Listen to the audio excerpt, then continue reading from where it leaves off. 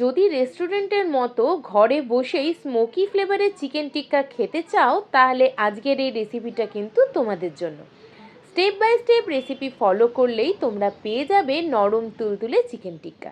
তাহলে চলো শিখে ফেলি কিভাবে বানালাম চিকেন টিক্কা। ভিডিওতে দেখানো সাইজ অনুযায়ী চিকেনের পিসগুলোকে কেটে রাখতে হবে।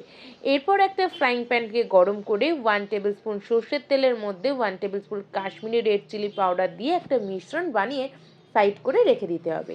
এরপর ওই চিকেনের টুকরোগুলোর মধ্যে একে একে মিশিয়ে নিতে হবে আদা রসুনের পেস্ট, জল ঝরানো টক দই, ওই কাশ্মীরি লঙ্কার মিশ্রণ, ধনে গুঁড়ো, জিরে গুঁড়ো, আমচুর পাউডার, তন্দুরি মশলা, আন্দাজ মতো নুন, গোলমরিচ, কাসুরি মেথি, অল্প ঘি।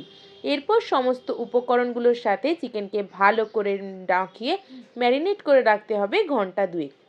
যদি ঘন্টা দুয়েক সময় না থাকে তাহলে মিনিমাম 40 মিনিট তো ম্যারিনেট করতেই হবে। ভিডিওতে দেখানো পদ্ধতি মতো জ্বলন্ত কয়লার মধ্যে ঘি মিশিয়ে ঢাকা চাপা দিয়ে 10 থেকে 15 মিনিট রেখে দিতে হবে। তারপর কাঠির মধ্যে চিকেনগুলোকে ঢুকিয়ে গ্রিল করলেই কিন্তু রেডি হয়ে যাবে চিকেন টিক্কা। বাড়িতে বানানো গ্রিন চাটনি আর পেঁয়াজের সাথে পরিবেশন করলেই কিন্তু বাড়িতেই পেয়ে যাবে তোমরা রেস্টুরেন্টের স্বাদ। তো এই ভিডিওটা কেমন লাগলো অবশ্যই কিন্তু কমেন্ট করে জানিও, আর ভালো লাগলে কিন্তু একটা লাইক করো। টাটা, সবাই সুস্থ থেকো, ভালো থেকো।